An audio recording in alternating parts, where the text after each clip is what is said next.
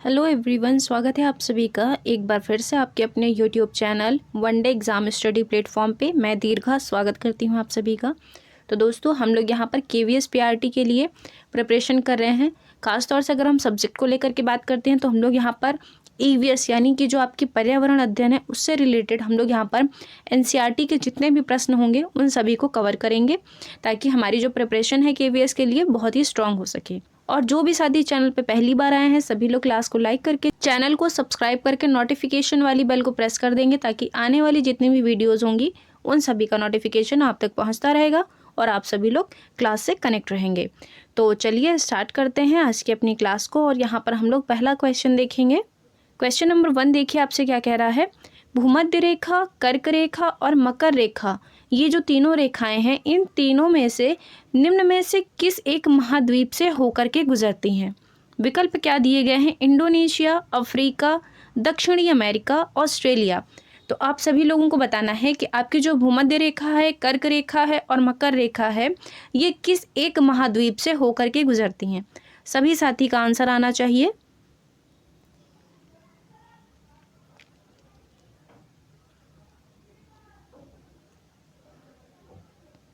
तो देखिए यहाँ पर अगर हम बात करते हैं भूमध्य रेखा, कर्क रेखा और मकर रेखा की, तो ये हमारी जिस महाद्वीप से होकर के गुजरती हैं, आप लोग डायग्राम से भी पहचान लिए होंगे कि ये किस महाद्वीप से होकर के गुजरेगी। तो ये गुजरेगी हमारी अफ्रीका महाद्वीप से होकर के। कहाँ से गुजरेगी। अफ्रीका महाद्वीप से होकर के गुजरेगी। तो यहाँ से आपकी निकल जाती है कर्क रेखा और नीचे से निकल जाती है आपकी विषुवत रेखा, यानी कि जिसे आप लोग 0 डिग्री भी कहते हैं। तो यहाँ से हमारी कौन सी निकली, विषुवत रेखा, और नीचे से निकल गई हमारी मकर रेखा। तो ये तीनों रेखाएं जो हैं ये आपके अफ्रीका महाद्वीप से निकलती हैं। तो आंसर हमारा यहाँ पर दूसरा वाला बिल्कुल करेक्ट हो जाएगा। चलते हैं नेक्स्ट क्वेश्चन की तरफ। क्वेश्चन नंबर 2 देखेंगे। कह रहा है कि अमरकंटक से कौन सी नदी का उद्गम होता है। विकल्प क्या दिए गए हैं। महानदी, नर्मदा नदी, ताप्ती नदी या फिर दामोदर नदी। सभी साथी आंसर करेंगे क्वेश्चन नंबर 2 के लिए। बताएंगे कि अमरकंटक से यानी कि जो अमरकंटक की पहाड़ी है यहाँ से किस नदी का उद्गम स्थल है। और सभी लोग एक बार जल्दी से क्लास को शेयर कर देंगे, ताकि सभी साथी जो हैं आपके साथ जुड़ सकें। आप लोग क्लास को शेयर नहीं करते, आप लोगों की संख्या बहुत कम रहती है। तो आप सभी लोगों से एक छोटी सी रिक्वेस्ट है, आप लोग अपनी संख्या को बढ़ाया करिए और जल्दी से क्लास जब आपकी स्टार्ट होती है तो लोगों तक शेयर भी कर दिया करिए। तो यहाँ पर देखिए बात किसकी की गई है। अमरकंटक से किस नदी का उद्गम स्थल है। तो यहाँ पर अगर हम आंसर की बात करते हैं तो आंसर तो हमारा यहाँ पर नर्मदा नदी बनेगा। अब हम बात करते हैं अगर महानदी के बारे में, तो महानदी का उद्गम स्थल कहाँ से है। तो ये है सिहवा पहाड़ियों से। कहाँ से है, सिहवा पहाड़ी से। अब बात करते हैं ये सिहवा पहाड़ी पड़ती कहाँ पर है, ये भी पता होना चाहिए। तो ये पड़ती है हमारी छत्तीसगढ़ के अंदर। तो आप लोग इसको याद रखिएगा। बात करते हैं अगर ताप्ती नदी का जो है उद्गम स्थल वो कहाँ से है, तो ताप्ती नदी का उद्गम स्थल है बैतूल के पठार से। कहाँ से है, बैतूल के पठार से है, इसको भी याद रखिएगा। बात करते हैं अगर हम दामोदर नदी की, तो आप सभी लोगों को पता भी होगा कि जो हमारी दामोदर नदी का उद्गम स्थल है यह है छोटा नागपुर के पठार से। कहाँ से निकलती है, छोटा नागपुर के पठार से ये निकलती है। तो आपके ये चारों विकल्प ही क्लियर हो गए होंगे। मोस्ट इंपॉर्टेंट है, अगर नदियों से प्रश्न बनेगा तो ये सभी आप लोगों को याद रखने पड़ेंगे। बढ़ते हैं नेक्स्ट क्वेश्चन की तरफ। क्वेश्चन नंबर 3 देखेंगे। कह रहा है कि निम्नलिखित में से विश्व की ताजे पानी की झील कौन सी है। यहाँ पर थोड़ा सा मिसप्रिंट हो गया है। विकल्प देखिए क्या कह रहे हैं। सुपीरियर झील, बैकॉल झील, लखनेस झील या फिर विंडरमियर झील। सभी लोग आंसर करेंगे कि आपकी विश्व की जो है वो सबसे बड़ी ताजी पानी की झील कौन सी होगी।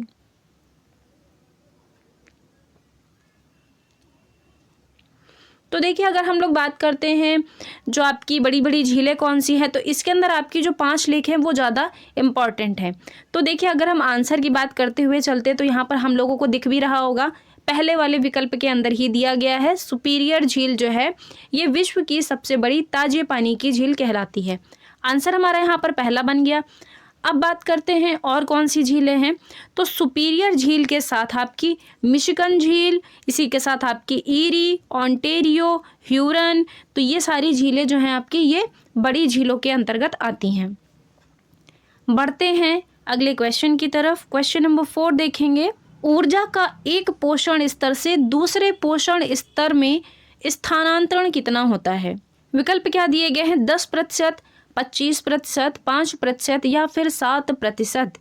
सभी लोग आंसर करेंगे क्वेश्चन नंबर 4 के लिए। बताएंगे कि जो आपका एक पोषण स्तर होता है वो आपका जब दूसरे पोषण स्तर तक जाता है तो उसके अंदर कितना स्थानांतरण होता है, यानी कि कितना प्रतिशत जो है वो लिया जाता है।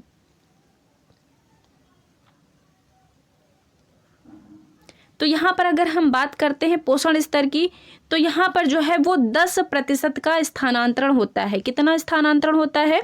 10% का स्थानांतरण होता है। तो आंसर यहाँ पर हमारा ये बन जाएगा पहला वाला। अब बात करते हैं कि आपका ये जो नियम था 10% का, ये किसने दिया था? तो ये नियम दिया गया था आपका लिंडमैन के द्वारा। किसके द्वारा दिया गया था? लिंडमैन के द्वारा। अगर आपसे प्रश्न पूछेगा तो 2 से ही प्रश्न पूछेगा। इसी के साथ हो सकता है आपसे अगर पोषण स्तर को लेकर के पूछेगा तो हो सकता है आपसे पिरामिड वगैरह भी पूछ ले। तो इसको याद रखते हुए चलेंगे हम लोग, प्रश्न में डिस्कस करते हुए सब कुछ चलेंगे। बढ़ते हैं अगले क्वेश्चन की तरफ। क्वेश्चन नंबर 5 देखेंगे। कह रहा है कि भारत में धारणीय विकास के दृष्टिकोण से विद्युत उत्पाद का सबसे अच्छा स्रोत कौन सा माना जाता है? ध्यान रखेंगे क्या पूछ रहा है? विद्युत उत्पाद का सबसे अच्छा स्रोत पूछा है हमसे, तो इसलिए क्वेश्चन को ध्यान से और उसके विकल्प को अच्छे से पढ़ करके तभी आंसर को टिक करिएगा आप लोग। विकल्प दिए गए हैं खनिज ऊर्जा, परमाणु ऊर्जा, जल विद्युत या फिर कोयला। आंसर करिए सभी लोग, देखते हैं इसका सही आंसर क्या बनेगा।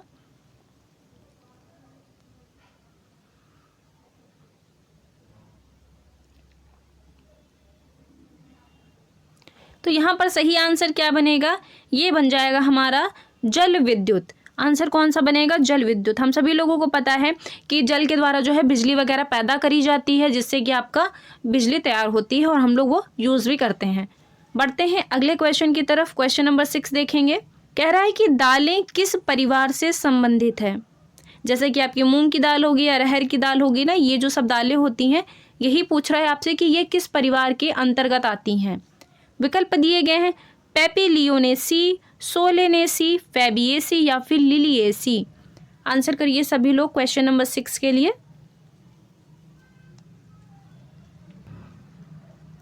तो देखिए अगर हम बात करते हैं दालों को लेकर के, तो ये हमारे जिस परिवार से संबंधित है वो है हमारा फैबिएसी, और इसी को क्या कहते हैं? लेग्यूमिनेसी भी कहते हैं। तो बहुत लोगों ने सोचा होगा कि ऑप्शन में लेग्यूमिनेसी नहीं है, तो हो सकता है इसका आंसर ये ना हो। तो ऐसा नहीं है, लेग्यूमिनेसी फैबिएसी के अंतर्गत ही आता है। तो आंसर यहाँ पर क्या बनेगा? ये थर्ड वाला जो है बिल्कुल करेक्ट हो जाएगा। बढ़ते हैं अगले क्वेश्चन की तरफ। क्वेश्चन नंबर 7 देखेंगे। निम्नलिखित में से किसकी अधिकता से ब्लू बेबी सिंड्रोम होता है? कल भी मैंने इस क्वेश्चन को डिस्कस किया था। क्वेश्चन आपका हालांकि ये नहीं था, क्वेश्चन आपका दूसरा था, लेकिन मैंने आपको बताया था। अब आप लोग बताएंगे कि ब्लू बेबी सिंड्रोम जो है वो किसकी अधिकता से होता है? पारा, कैडमियम, सीसा या फिर नाइट्रेट की अधिकता से।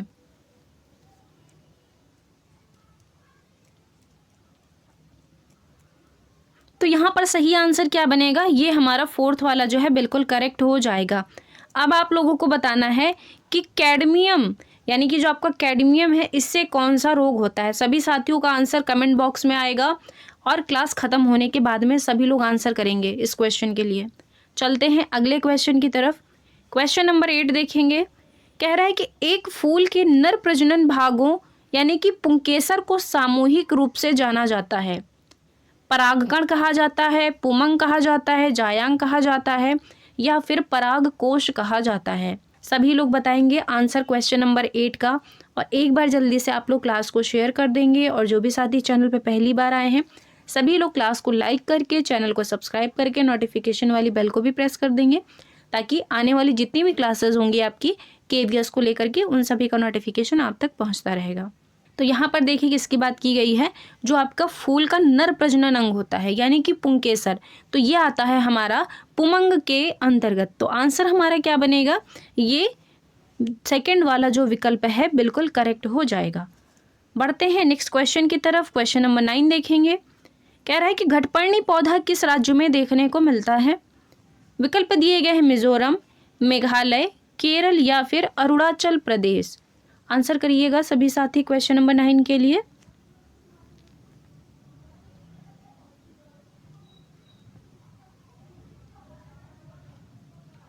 तो यहाँ पर अगर हम बात करते हैं घटपर्णी पौधे की, तो ये हमारा भारत के अंदर मेघालय राज्य में देखने को मिलता है। खास तौर से अगर हम पहाड़ी की बात करते हैं तो ये आपको खासी हिल्स के अंदर ज़्यादातर देखने को मिलेंगे। साथ ही आपका कुछ जो है असम राज्य के अंदर भी देखने को मिलते हैं, कुछ हद तक देखने को मिलते हैं, ज़्यादा आपको मेघालय में ही देखने को मिलेंगे।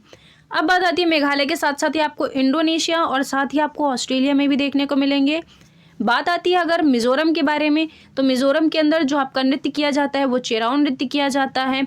यहाँ पर जो खेती होती है वो झूम खेती होती है। इसी के साथ यहाँ पर लॉटरी माध्यम के जो आपकी लॉटरी पद्धति होती है, इसके माध्यम से यहाँ पर खेती जो है वो की जाती है। आते हैं केरल की तरफ, तो केरल के अंदर क्या याद रखना है, केरल के अंदर हम लोगों को यहाँ पर 2 नृत्य याद रखने हैं, जिसका अगर हम पहले की बात करते हैं तो पहला आपका हो गया मोहिनीअट्टम, दूसरा हो गया कथकली। तो ये 2 नृत्य भी याद रखिएगा क्योंकि नृत्य से भी आपके प्रश्न बनते हैं। बात आती है अगर अरुणाचल प्रदेश के बारे में, तो अरुणाचल प्रदेश को उगते हुए सूर्य का देश भी कहा जाता है। बढ़ते हैं अगले प्रश्न की तरफ। क्वेश्चन नंबर 10 देखेंगे क्या कह रहा है।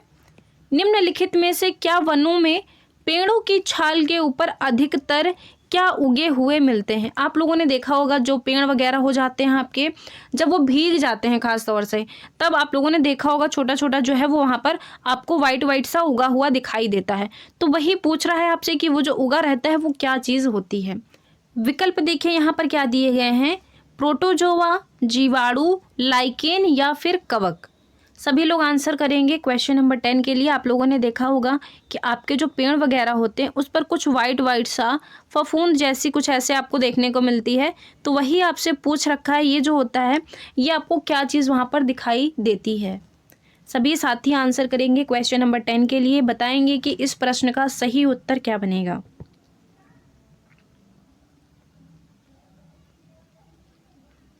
तो देखिए यहाँ पर सही आंसर की अगर हम बात करते हैं तो ये हमारा यहाँ पर लाइकेन वगैरह जो है हमें देखने को मिलते हैं। अब बात आती है लाइकेन के बारे में, तो लाइकेन के अंदर भी हमें कुछ चीज़ें याद रखनी होंगी, तो हम लोग थोड़ा सा लाइकेन को भी डिस्कस करते हुए चलते हैं। देखिए जो आपका लाइकेन होता है ये किसका सहजीवी संबंध दर्शाता है। पहली बात तो ये हो गई, तो ये दर्शाता है आपका कवक, और इसी के साथ जो आपका शैवाल होता है ये इसके साथ सहजीवी का संबंध दर्शाता है। ठीक है, अगली चीज़ क्या याद रखनी है हमें, ये वायु प्रदूषण के सूचक भी होते हैं। किसके, जो आपका वायु प्रदूषण होता है ये इसका प्राकृतिक सूचक होता है। तो ये 2 बात जो हैं वो लाइकेन के बारे में याद रखिएगा। जब आपका वायु प्रदूषण काफ़ी हद तक बढ़ जाता है तो आपके जो लाइकेन वगैरह होते हैं प्रकृति में ये सभी मुरझाने लगते हैं धीरे धीरे। तो इससे पता चल जाता है कि आपका जो है वो वायु के अंदर प्रदूषण काफ़ी मात्रा तक फैल चुका है। बढ़ते हैं अगले क्वेश्चन की तरफ। क्वेश्चन नंबर 11 देखेंगे। कह रहा है कि एराविकुलम राष्ट्रीय उद्यान कहाँ स्थित है। विकल्प दिए गए हैं उड़ीसा, केरल, मिजोरम या फिर कर्नाटक के अंदर। आंसर करिए सभी लोग, और एक बार जल्दी से सेशन को शेयर कर देंगे सभी साथियों के पास, ताकि और भी साथी जो अभी नहीं आए हैं क्लास में वो सभी लोग आपके साथ जुड़ सके। और एक बार क्लास को भी लाइक कर देंगे सभी लोग। आप लोग अंगूठा चिपकाने में भी बहुत कंजूसी करते हैं, तो क्लास को आते ही लाइक कर दिया करिए। पहला काम तो ये होता है आप लोगों का।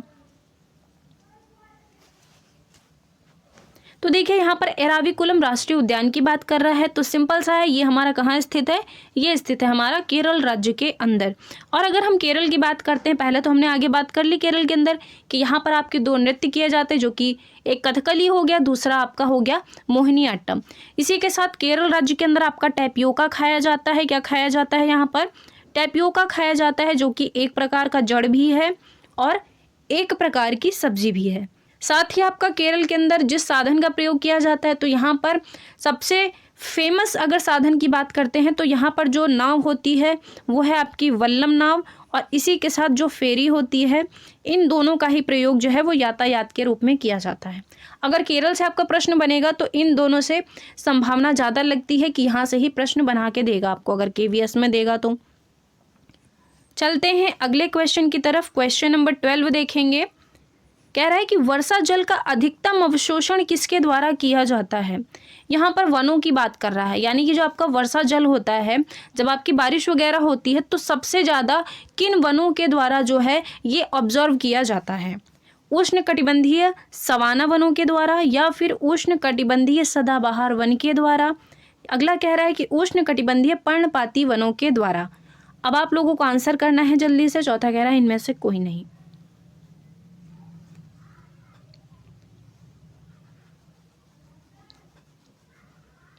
तो यहाँ पर अगर हम सही आंसर की बात करते हैं तो जो सबसे ज़्यादा अधिकतम अवशोषण किया जाएगा वर्षा के जल का, तो ये होगा आपका उष्णकटिबंधीय जो सदाबहार वन होंगे।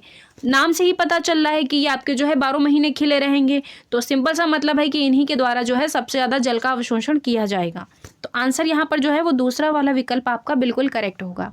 मूव करते हैं क्वेश्चन नंबर 13 की तरफ। क्वेश्चन नंबर 13 क्या कह रहा है कि भारतीय मानक समय आधारित है, किस पर आधारित है? विकल्प दिए गए हैं 82.5 डिग्री पूर्वी देशांतर पर, 80 डिग्री पूर्वी देशांतर पर, या फिर 80 डिग्री पश्चिमी देशांतर पर। चौथा कह रहा है इनमें से सभी सही हैं। अब आप लोग आंसर करके बताएंगे क्वेश्चन नंबर 13 के लिए कि आपकी जो भारतीय मानक समय है वो किस पर आधारित है।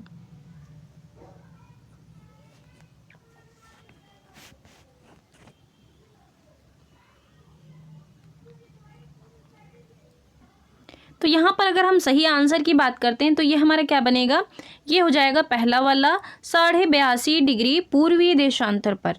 तो आंसर यहाँ पर पहला वाला बिल्कुल करेक्ट होगा। बात करते हैं अगर हम जो आपका 82.5 डिग्री पूर्वी देशांतर है ये आपका कितने घंटे आगे है, तो ये हमारा ग्रीनविच से 5.5 घंटा आगे है। कितना आगे है? ग्रीनविच से हमारा ये 5.5 घंटा आगे है। तो इसको भी याद रखिएगा, हो सकता है प्रश्न पूछे। और इसी के साथ अगर हम बात करते हैं ये उत्तर प्रदेश के किस जिले से होकर के गुजरती है, तो ये आपका उत्तर प्रदेश के मिर्ज़ापुर के निकट, या फिर आपका हो सकता है वहाँ पर प्रयागराज का नैनी दिया हो। तो जो आपका ऑप्शन में दिया होगा आप लोग उसको टिक करिएगा। तो ये जो है उत्तर प्रदेश के मिर्ज़ापुर ज़िले से या फिर प्रयागराज के नैनी से होकर के गुजरती है। बढ़ते हैं अगले क्वेश्चन की तरफ। क्वेश्चन नंबर 14 देखेंगे। कह रहा है कि पुमंग तथा जायांग दोनों वाले पुष्प क्या कहलाते हैं? एक लिंगी कहलाएंगे, उभयलिंगी कहलाएंगे, पुमंग कहलाएंगे, या फिर एक लिंगी कहलाएंगे। अब आप लोगों को आंसर करके बताना है कि आपके पुमंग और इसी के साथ जो जायांग यानी कि ये जो दोनों पुष्प होते हैं आपके, ये क्या कहलाएंगे? द्विलिंगी होंगे, उभयलिंगी होंगे, पुमंग होंगे, या फिर एक लिंगी के अंतर्गत आएंगे। सभी लोगों का आंसर आना चाहिए, सभी साथी आंसर करेंगे। कोई भी क्लास के अंदर ऐसा नहीं होगा कि जो साथी आंसर ना करें। तो देखिए यहाँ पर अगर बात आती है पुमंग और जायांग दोनों पुष्प, ये आपके क्या हो जाएंगे? उभयलिंगी हो जाएंगे। आंसर यहाँ पर दूसरा वाला बिल्कुल करेक्ट होगा। चलते हैं अगले प्रश्न की तरफ। क्वेश्चन नंबर 15 देखेंगे। कह रहा है कि भारत की मुख्य भूमि की समुद्र तटीय सीमा की लंबाई कितनी है? यहाँ पर भारत की जो मुख्य भूमि है इसकी समुद्र तटीय सीमा की लंबाई पूछी है। विकल्प कह रहा है 6100 किलोमीटर, 6200 किलोमीटर, 6300 किलोमीटर, या फिर 6400 किलोमीटर। सभी लोगों का आंसर आना चाहिए। अगर गलत होगा कोई बात नहीं है, गलतियों से ही हम लोग सीख लेते हैं। तो अगर गलत भी होता है तो भी कोई बात नहीं है, आगे से याद रखते हुए चलिएगा। तो इसलिए सभी साथी कमेंट बॉक्स में आंसर करेंगे।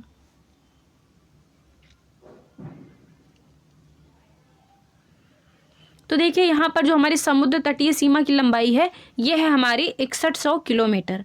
आंसर क्या बनेगा? पहला वाला। बढ़ते हैं अगले प्रश्न की तरफ। प्रश्न संख्या 16 देखेंगे। कह रहा है कि हरे शैवाल हरे रंग के होते हैं क्योंकि, यानी कि सिंपल सा मतलब यही है कि जो आपके हरे शैवाल होते हैं ये हरे रंग के क्यों दिखाई देते हैं? फाइकोविलेन के द्वारा, ज़ैंथोफिल के द्वारा, फाइकोएरिथ्रिन के द्वारा, या फिर क्लोरोफिल के द्वारा। अब आप लोग बताएंगे कि किसकी अधिकता होने से आपके जो शैवाल हैं वो हरे दिखाई पड़ते हैं। आप लोगों ने बहुत बार पढ़ भी रखा होगा और बहुत बार हम लोग बचपन से भी पढ़ते आ रहे हैं इस चीज़ के बारे में। अब आप लोगों को हिंट मिल चुकी है, सभी लोग आंसर करेंगे क्वेश्चन नंबर 16 के लिए। तो देखिए यहाँ पर सिंपल सा आंसर क्या बनेगा हमारा? ये बन जाएगा क्लोरोफिल। क्या बनेगा? क्लोरोफिल बनेगा। अब बात आती है अगर फाइकोविलेन की, तो ये कौन सा रंग प्रदान करता है? तो ये हमें लाल रंग प्रदान करता है। कौन सा रंग प्रदान करता है? लाल रंग। बात आती है ज़ैंथोफिल की, तो ज़ैंथोफिल हमें कौन सा रंग प्रदान करता है? तो ये हमें पीला रंग प्रदान करता है। कौन सा कलर? पीला कलर हमें ये प्रदान करता है। चलते हैं अगले प्रश्न की तरफ। प्रश्न संख्या 17 देखेंगे, कह रहा है कि पति पत्नी और उनके आश्रितों बच्चों से मिलकर बने परिवार को क्या कहा जाता है। ये आपका फैमिली जो थीम है उसके ऊपर आधारित ये प्रश्न है, जो कि आपका एनसीईआरटी पर आधारित है। विकल्प क्या दिए गए हैं, पितृवंशीय परिवार होगा, विस्तृत परिवार होगा, संयुक्त परिवार होगा या फिर एकाकी परिवार होगा। आंसर करेंगे सभी लोग क्वेश्चन नंबर 17 के लिए।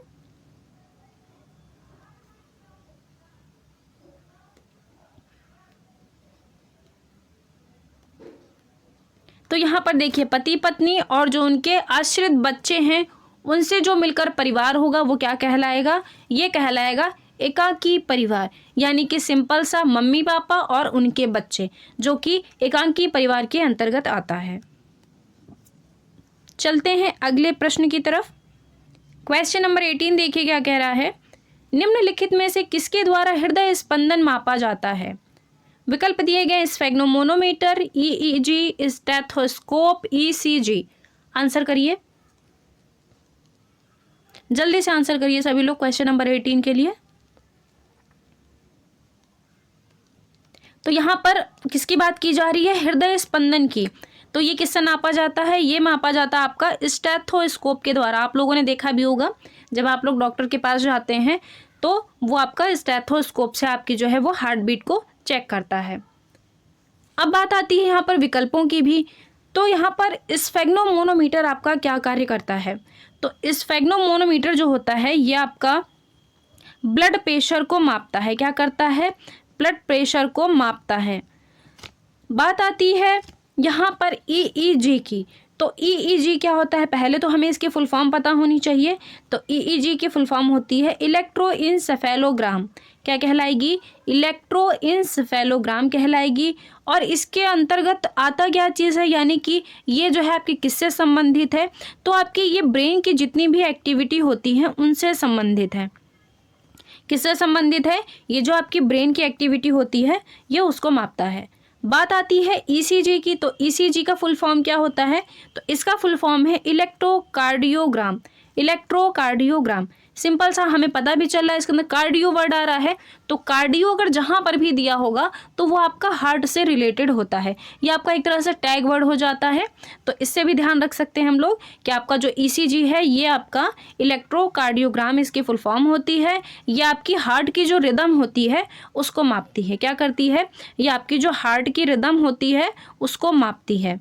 तो चलते हैं अगले प्रश्न की तरफ। क्वेश्चन नंबर 19 देखिए क्या कह रहा है कि मॉन्ट्रियल प्रोटोकॉल किस वर्ष आया था। विकल्प दिए गए हैं 1992, 1987, 1988 या फिर 1973। आंसर करिए सभी लोग, पहले बताएंगे कि आपका जो मॉन्ट्रियल प्रोटोकॉल है ये कब आया था।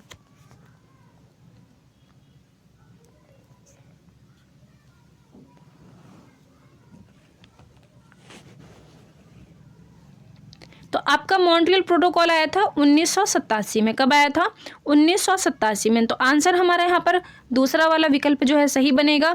और 1987 में एक चीज़ आपकी और आई थी, मैंने कल आपको पढ़ाया भी था।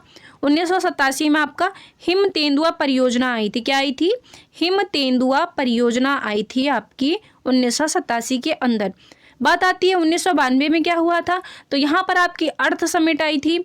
बात करते हैं अगर हम यहाँ पर 1973 की, तो 1973 के अंदर आपका क्या आया था, टाइगर प्रोजेक्ट। क्या आई थी, यहाँ पर बाघ परियोजना आपकी आई थी 1973 के अंतर्गत।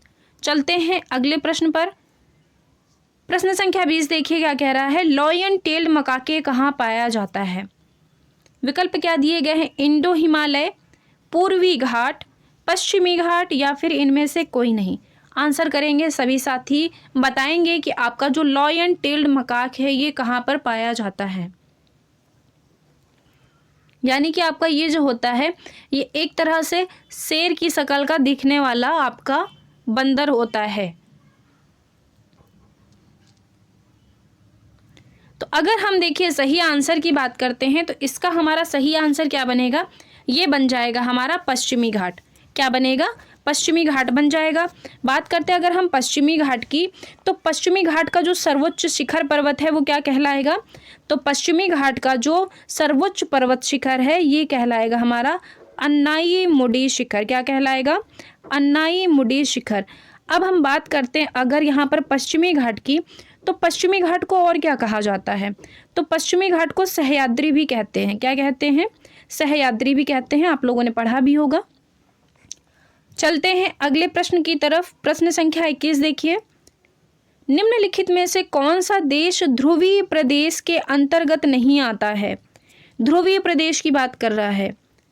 अलास्का, ताइवान, कनाडा या फिर साइबेरिया। क्वेश्चन नंबर 21 के लिए आंसर करेंगे सभी लोग, और एक बार क्लास को लाइक करके लोगों तक शेयर भी कर देंगे ताकि और भी साथी आप लोगों के साथ जुड़े। आप लोगों की संख्या बिल्कुल भी नहीं बढ़ती है, तो हमारी तरफ से एक छोटी सी रिक्वेस्ट है कि आप लोग अपनी संख्या को थोड़ा सा इंक्रीज़ करिए ताकि सभी लोग जो हैं वो आपके साथ पढ़ सकें यहाँ पर। तो यहाँ पर देखिए, जो आपका ध्रुवीय प्रदेश के अंतर्गत नहीं आएगा वो हो जाएगा आपका ताइवान। क्या हो जाएगा? ताइवान आपका बिल्कुल करेक्ट आंसर है। नेक्स्ट क्वेश्चन देखिए क्या कह रहा है, बच्चे को समाजीकरण की पहली सीख कहाँ से प्राप्त होती है? यानी कि जब बच्चा आपका बड़ा होता है धीरे धीरे, तो सबसे पहले जो उसे सीख होती है, यानी कि जो उसकी प्राइमरी शिक्षा होती है, वो किसके द्वारा प्राप्त होती है?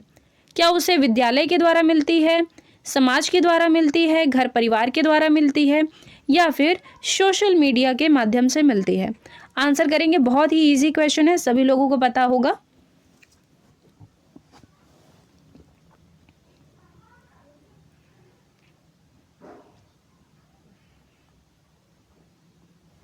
तो यहाँ पर सही आंसर क्या बनेगा? ये हमारा घर परिवार बन जाएगा। प्राइमरी के अंदर यानी कि प्राथमिक के अंदर आपका आता है घर परिवार। अगर हम सेकेंडरी की बात करते हैं तो सेकेंडरी यानी कि जो हमारा द्वितीयक होता है, तो ये हमारा आता है विद्यालय। ठीक है, तो इस दोनों को आप लोग याद रखिएगा। द्वितीयक होता है हमारा विद्यालय, प्राथमिक होता है हमारा घर परिवार।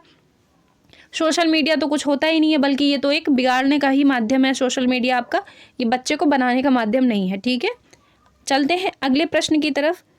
क्वेश्चन नंबर 23 देखिएगा, कह रहा है अंतरिक्ष यात्रियों द्वारा भोजन के रूप में प्रयुक्त शैवाल कौन सा है? आप लोगों ने सुना भी होगा, जो आपके अंतरिक्ष यात्री आते हैं वो भोजन के रूप में किस शैवाल का प्रयोग करते हैं खाने के लिए? गैलेडियम का प्रयोग करते हैं, क्लोरेला का प्रयोग करते हैं, या फिर वॉलवॉक्स का प्रयोग करते हैं? चौथा कह रहा है इनमें से सभी। बताएंगे एक बार सभी लोग। क्वेश्चन नंबर 23 का आंसर क्या बनेगा सही हमारा?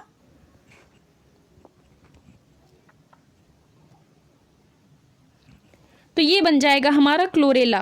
क्या बनेगा? क्लोरेला। तो आप लोग इसको याद रखिएगा। ठीक है, इंपॉर्टेंट क्वेश्चन है, ध्यान रखिएगा। बढ़ते हैं नेक्स्ट क्वेश्चन की तरफ। क्वेश्चन नंबर 24 देखेंगे। कह रहा है कि पराग कोश से वर्तिकाग्र पर पराग कणों का स्थानांतरण क्या कहलाता है? प्रसार कहलाएगा, परागण कहलाएगा, निषेचन कहलाएगा, या फिर इनमें से कोई नहीं? आंसर करेंगे।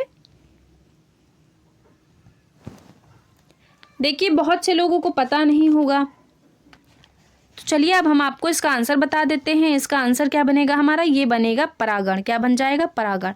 अब बात आती है परागण होता क्या है।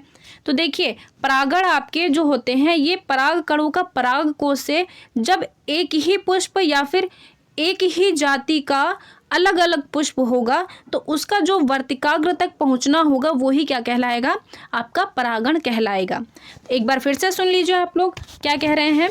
आपका परागणों का पराग कोश से एक ही पुष्प या फिर एक ही जाति के अलग अलग पुष्पों के वर्तिकाग्र तक पहुंचना ही परागण कहलाता है। समझ में आ गया होगा आप लोगों को। आपका जो परागण होता है ये भी दो प्रकार का होता है। पहला होता है परपरागण और दूसरा क्या होता है? स्वपरागण। ठीक है, आपको समझ में आ गया होगा। अगले क्वेश्चन की तरफ चलते हैं। क्वेश्चन नंबर 25 देखिए, कह रहा है कि पर्यावरण से क्या अभिप्राय है? विकल्प दिए गए हैं भौतिक, जैविकीय एवं सांस्कृतिक तत्वों की अंतःक्रियात्मक व्यवस्था जो अंतः संबंधित है। यानी कि आपका जो भौतिक जगत और इसी के साथ जो आपका जैविक है और आपका जो सांस्कृतिक परिवेश से जो है, ये आपका सब अंतःक्रियात्मक जो व्यवस्था से अंतः संबंधित है, आपसी रूप से संबंधित है, ये होगा। अगला कह रहा है कि भूमि, जल, वायु, पौधे एवं पशुओं की प्राकृतिक दुनिया जो इनके चारों ओर है, क्या ये आपका पर्यावरण कहलाएगा? या फिर उन संपूर्ण दशाओं का योग जो व्यक्ति को एक समय बिंदु पर घेरे हुए होती है। क्या ये कहलाएगा? चौथा कह रहा है कि इनमें से सारे ही बिंदु जो हैं वो आपके सही बताए गए हैं। आंसर करके बताएंगे सभी लोग क्वेश्चन नंबर 25 का आंसर। तो यहाँ पर देखिए, अगर हम पर्यावरण को लेकर के बात करते हैं तो आपका चाहे वायु हो, जल हो, पौधे हों या फिर कोई पशु हो, मनुष्य हो, इनके तरफ जो आपके चारों तरफ की जो आपकी दुनिया है, यानी कि जो आपका चारों तरफ का वातावरण है, ये आपका पर्यावरण के अंतर्गत ही तो आता है। तो ये हमारा पर्यावरण से रिलेटेड होगा ही होगा। तो अगर हम आंसर को देखते हुए चलते हैं तो यहाँ पर हमारे जो ये तीनों स्टेटमेंट दिए गए हैं ये सारे के सारे ही सही हैं पर्यावरण के अभिप्राय से। तो आंसर हमारा यहाँ पर जो है ये चौथा वाला बिल्कुल करेक्ट होगा। तो देखिए, ये थी आपकी आज की क्लास। कैसी लगी आप लोगों की क्लास, आप सभी लोग कमेंट बॉक्स में कमेंट करके ज़रूर बताइएगा। और इसी के साथ जो भी साथी चैनल पर पहली बार आए हैं सभी लोग क्लास को लाइक करके, चैनल को सब्सक्राइब करके, नोटिफिकेशन वाली बेल को प्रेस कर देंगे ताकि जितनी भी क्लासेस होंगी आपकी केवीएस को लेकर के उन सभी का नोटिफिकेशन आप तक पहले पहुंचेगा और आप सभी लोग क्लास में उपस्थित हो जाएंगे। और देखिए, एक चीज़ और बता देते हैं आप लोगों को, अब आप लोग इधर उधर बिल्कुल भी भागना बंद कर दीजिए। जितना हो सके उतना अपनी तैयारी को स्ट्रॉन्ग कर लीजिए क्योंकि समय कम बचा हुआ है। और ये जो अफवाह उड़ रही थी आप लोगों की, हो सकता है आपका एग्ज़ाम जो है पोस्टपोन्ड हो जाएगा, ये हो जाएगा, बहुत लोगों ने वीडियो बनाना स्टार्ट किया है, तो इसके पीछे बिल्कुल भी मत भागिए। अच्छे से अपनी तैयारी को स्ट्रॉन्ग करिए, कंटिन्यू रखिए ताकि हमें अपना एग्ज़ाम जो है वो अच्छे नंबरों से क्लियर करना है। तो इसी के साथ जो है हम अपनी क्लास को यहीं पे वाइंड अप करते हैं। धन्यवाद।